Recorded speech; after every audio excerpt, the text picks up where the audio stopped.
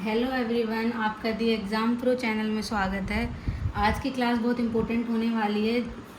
इस क्लास में हम नेशनल जीके के 5 इम्पोर्टेंट टॉपिक्स पढ़ेंगे जो स्टैटिक जीके से रिलेटेड होंगे।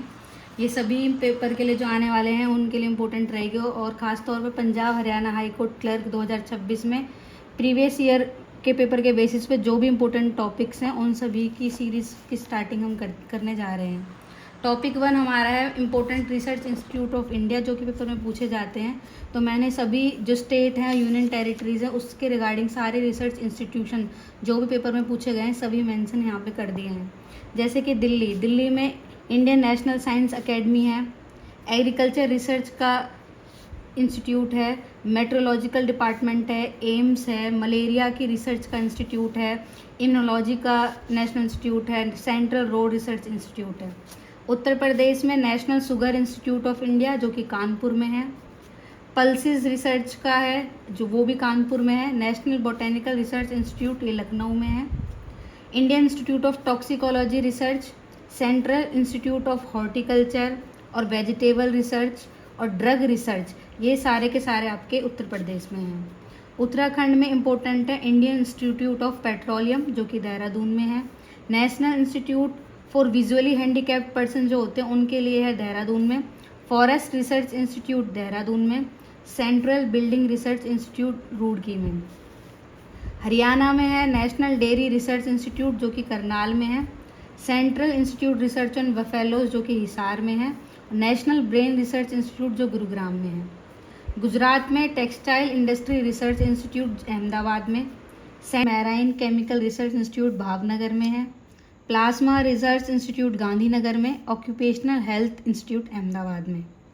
महाराष्ट्र में Bhabha atomic research institute Trombay, national research centre for grapes ये पुणे में है, कॉटन टेक्नोलॉजी वाला मुंबई में है, अनार पोमीग्रेनेट वाला सोलापुर में है, सिट्रस फ्रूट्स का नागपुर में है, Tata institute of fundamental research Mumbai में है, इंडिया सिक्योरिटी प्रेस नासिक में है और वायरोलॉजी का पुणे में है। याद रखना मैंने जो भी पेपर में पूछे गए हैं वही इंपॉर्टेंट इसमें मेंशन करे हैं। कर्नाटका में रमन रिसर्च इंस्टीट्यूट बेंगलुरु में, central food technology research institute Mysore में, सेंटर फॉर इकोलॉजिकल साइंसेज ये भी बेंगलोर में है, Indian institute of astrophysics, national aerospace laboratory, nano and soft matter science institute of ecology ये सारे के सारे बेंगलोर में हैं। उसके बाद नेक्स्ट है तमिलनाडु में sugar cane breeding institute Coimbatore में, central leather research institute Chennai में, national centre for banana Tiruchirappalli में, इलेक्ट्रोकेमिकल कराईकुडी में, Indira Gandhi centre for atomic research Kalpakkam में। आंध्र प्रदेश में है central tobacco research institute Rajahmundry में। झारखंड में है national metrological laboratory Jamshedpur, central institute of mining and fuel research Dhanbad, क्योंकि वैसे भी यहाँ पे मिनरल बहुत ज़्यादा पाए जाते हैं तो इससे भी आइडिया रहेगा। वेस्ट बंगाल में central mechanical engineering institute Durgapur में, बिहार में लीची के लिए एक नेशनल रिसर्च सेंटर है जो कि मुजफ्फरपुर में है, ओडिशा में चावल का रिसर्च इंस्टीट्यूट है जो कटक में है, तेलंगाना में national institute of nutrition Hyderabad, national geophysical research institute ये दोनों तेलंगाना में। पटैटो के लिए एक रिसर्च इंस्टीट्यूट है शिमला में जो कि हिमाचल प्रदेश में है। चंडीगढ़ में भी 2 हैं, institute of microbial technology, central scientific instrument organisation. Jammu Kashmir में गुलमार्ग के अंदर एक हाई लैटिट्यूड रिसर्च लेबोरेटरी है। एक और इम्पोर्टेंट दिल्ली का archaeological survey of India Delhi में है और इंडियन एग्रीकल्चर रिसर्च इंस्टीट्यूट ये भी दिल्ली में है। तो ये जितने भी इम्पोर्टेंट हमारे मिनरल रिसर्च सेंटर थे वो हमारे हो चुके हैं, तो अच्छे से इनको आपको याद करना होगा। सेकंड जो टॉपिक है कि पेपर में बहुत बार पूछा जाता है कि कुछ मेजर स्पोर्ट अवार्ड होते हैं ये कब स्टार्ट हुए, किसके द्वारा स्टार्ट हुए, तो कुछ मैंने यहाँ पे जो मेजर बहुत इंपॉर्टेंट है वो मेंशन किए हैं। जैसे पहला है लॉरियस वर्ल्ड स्पोर्ट्स अवार्ड, ये 2000 में स्टार्ट किया गया। ये किसने स्टार्ट किया? Laureus sport for good foundation ने। और इसको क्या बोला जाता है? नोबेल प्राइज ऑफ स्पोर्ट्स बोला जाता है, तो बहुत इंपॉर्टेंट है। सबसे ज़्यादा बार ये 5 बार किसको मिला है? रॉजर फेडरर को ये मिला है।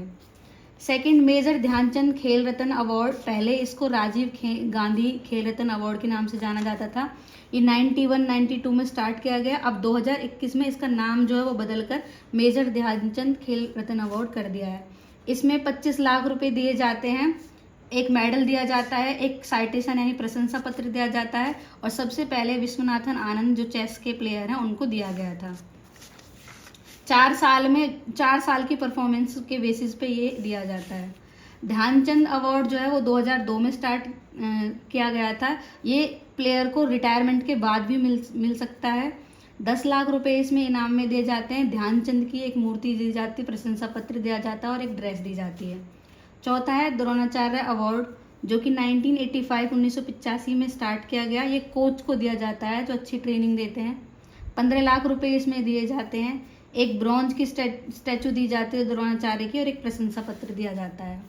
अर्जुन अवार्ड 1961 में स्टार्ट हुआ। ये भी 4 साल की एक्सीलेंस पे दिया जाता है।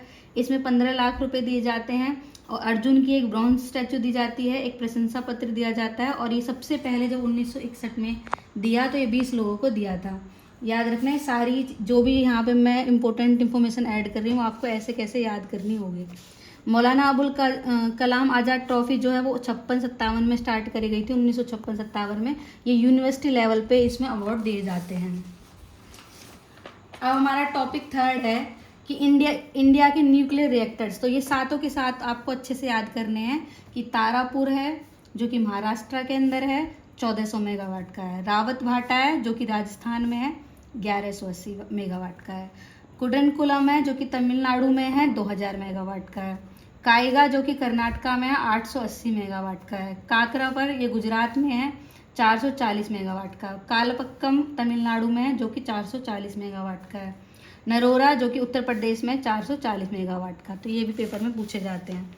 टॉपिक 4 हमारा है मिनरल्स इन इंडिया। तो यहाँ पे मैंने जो भी इम्पोर्टेंट मिनरल्स हैं वो उनकी लिस्ट बनाई है और उनकी मेजर माइंस कहाँ कहाँ पर हैं, क्योंकि माइंस भी पेपर में पूछी जाती है और उनके टॉप प्रोड्यूसिंग स्टेट हैं वो भी आपके यहाँ पे मेंशन करे हैं। तो आप देख सकते हैं जैसे कि आयरन और के यहाँ पे मैंने सारे मेंशन कर दिए हैं, आप पढ़ लेना।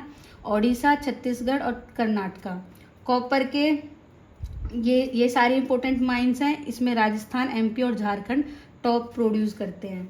गोल्ड के ये माइंस हैं और कर्नाटका और आंध्र प्रदेश। सिल्वर के ये सारे ही जितने भी इम्पोर्टेंट माइंस हैं वो मैंने आपके यहाँ पे मेंशन कर दिया। आप यहाँ पे अच्छे से इनको नोट करके याद कर सकते हैं। नेक्स्ट जो और इम्पोर्टेंट माइंस हैं वो भी मैंने सारी यहाँ मेंशन कर दी हैं, कहाँ कहाँ पर हैं और कौन कौन से स्टेट इनको सबसे ज़्यादा प्रोड्यूस करते हैं वो भी सब मेंशन कर दिया। तो आप अच्छे से इनको नोट करके इनको याद करें, पेपर में डायरेक्ट यहाँ से क्वेश्चन पूछे जाते हैं। आज का लास्ट टॉपिक हमारा है कि इंटरनेशनल बाउंड्री लाइंस पूछी जाती हैं। तो रेड क्लिफ जो लाइन है वो इंडिया और पाकिस्तान के बीच में है। मैकमोहन लाइन इंडिया और चाइना के बीच में है। डुरंड लाइन पाकिस्तान और अफगानिस्तान के बीच में है। 49th पैरेलल यूएसए और कनाडा के बीच में, जो कि सबसे लंबा बॉर्डर है दुनिया का। 38th पैरेलल नॉर्थ कोरिया और साउथ कोरिया के बीच में है। हिंडनबर्ग लाइन जर्मनी और पोलैंड के बीच में है। मैगिनोट लाइन फ्रांस और जर्मनी, और ओडरनेस लाइन जर्मनी और पोलैंड के बीच में है। तो आज के हमारे 5 टॉपिक कंप्लीट हो चुके हैं। आगे भी स्टैटिक जीके के जितने भी टॉपिक होंगे वो सभी आपके कंप्लीट कराए जाएंगे। और ऐसी इंफॉर्मेशन से जुड़ने के लिए आप प्लीज़ सब्सक्राइब करें, शेयर करें और कमेंट करें हमारे दी एग्ज़ाम प्रो चैनल पर। थैंक यू वेरी मच हमसे जुड़ने के लिए।